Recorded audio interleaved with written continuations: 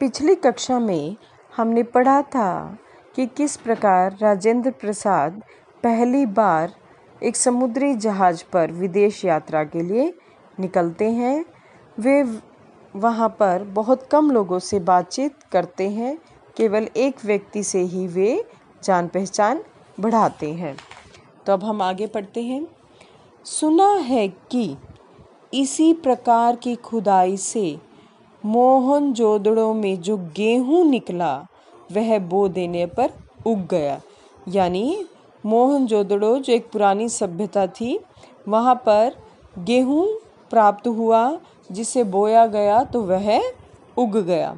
जादूगर के संग्रह और विशेषकर प्रतापी राजाओं के शव देखकर मनुष्य के जीवन की अनित्यता यानी जो बदलता रहता है, एक समान नहीं रहता।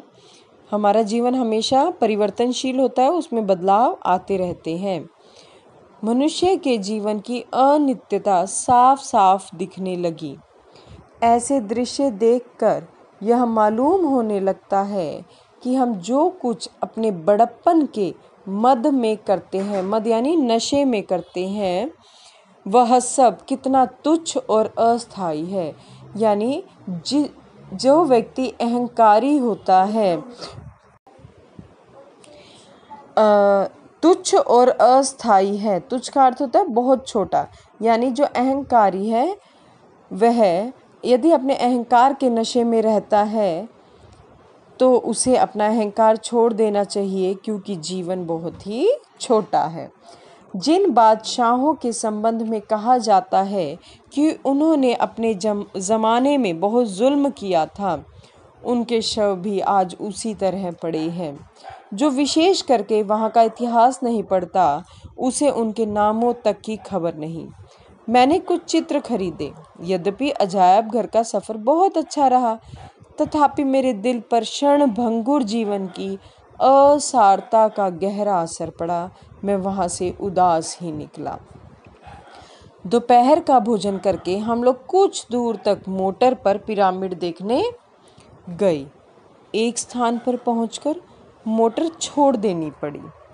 ऊँटों पर सवार होकर पिरामिडों तक जाना पड़ा। मेरे लिए ऊँट की सवारी बिल्कुल नई थी। पिरामिडों को नज़दीक जाकर देखा तो वे बहुत ऊंची चौखटी इमारतें हैं। हमारे देश में ईंटों का पजावा जैसे बनता है। पजावा होता है ईंटों का भट्ठा। तो आपने देखा होगा, वे कुतुब मीनार जैसी एक छोटी सी इमारत होती है, तो उसे क्या कहते हैं, पजावा। वैसे ही ये पत्थरों के बड़े बड़े चौरस किए हुए टुकड़े से बने हैं। पजावे की तरह ही नीचे की चौड़ाई ज़्यादा है, जो ऊपर की ओर धीरे धीरे कम होती जाती है।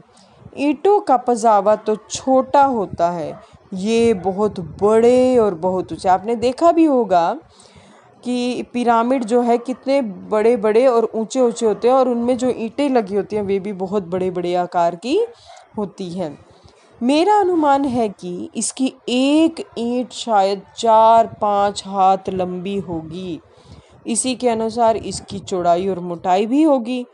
ना मालूम कितने दिनों तक एक एक ईंट काट कर इतनी बड़ी इमारत तैयार की होगी।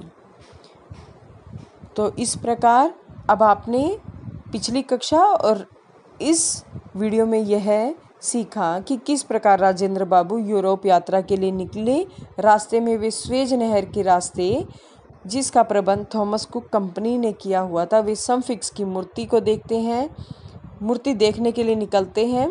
और रास्ते में अजायब घर जो आता है, और वहाँ पर वे बादशाहों के शव, जिन्हें मम्मी कहते हैं, उन्हें देखते हैं। पुरानी पुरानी वस्तुएं देखते हैं।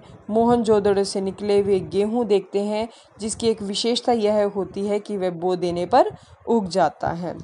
और वे बादशाहों के शव देखकर इस विचार में डूब जाते हैं कि किस प्रकार हम बड़े बड़े सम्राट होने पर भी, चाहे हम किसी भी बड़े पद पर आसीन क्यों ना हो, लेकिन जीवन अंत में जीवन की यही सच्चाई है कि जीवन को समाप्त होना ही है। हम बादशाह से कब शव में परिवर्तित हो जाते हैं पता ही नहीं चलता। यह जीवन बहुत ही छोटा है, क्षणभंगुर है, एक बुलबुले, पानी के बुलबुले के समान है जो समाप्त होना ही है।